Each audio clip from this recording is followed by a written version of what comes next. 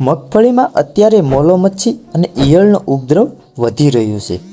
મોંઘી દવાનો છંટકાવ કર્યા પછી પણ રિઝલ્ટ મળતું નથી, કારણ કે અત્યારે વાતાવરણ જ એવું છે કે દવાનું જોઈએ એવું રિઝલ્ટ મળતું નથી. તો તેની માહિતી આપવા માટે ફરી આવી ગયો છું આપની સમક્ષ.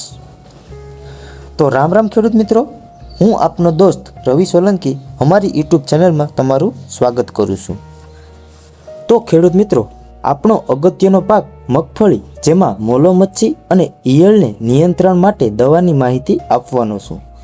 જે દવાની માહિતી આપવાનો છું તે દવાનું મને રિઝલ્ટ મળ્યું એટલે માહિતી આપું છું.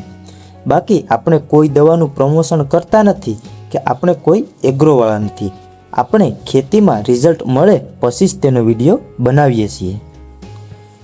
તો ખેડૂત મિત્રો, મગફળીમાં મોલો મચ્છી અને ઈયળના નિયંત્રણ માટે તમે જે દવાનો છંટકાવ કર્યો છે તે જ દવાનો છંટકાવ કરવાનો, પણ તેમાં સલ્ફર અથવા પ્રોફેનોસાયફર એડ કરીને પછી સ્પ્રે કરવાનો હતો.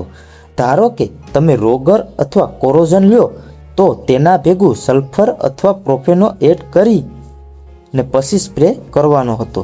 જેથી આ વાતાવરણના લીધે જંતુ મરતી નથી, એટલે આ દવાથી સારું એવું પરિણામ મળી જશે.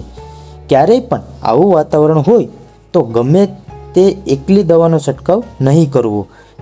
ગમે તે જંતુનાશક દવાની સાથે સલ્ફર કાં તો પ્રોફેનોસાયફર મિક્સ કરીને સ્પ્રે કરવાનો, જેથી ખોટો ખર્ચ ન થાય અને એક જ સ્પ્રેમાં સારું એવું રિઝલ્ટ મળી જાય. આ અખાતરો મેં કરેલો છે ને મને સારું એવું પરિણામ મળેલું પણ છે, એટલે હું આ માહિતી તમને આપી રહ્યો છું. તો આવા જ ખેતી લગતા વિડીયો જોવા માટે અમારી ચેનલને સબસ્ક્રાઈબ કરી નાખો અને વિડીયોને લાઈક આપી દેજો, જેથી અમને વિડીયો બનાવવાની મજા આવે. ને તમારે કોઈ પણ પ્રશ્ન હોય તો તમે કોમેન્ટમાં જણાવી દેજો.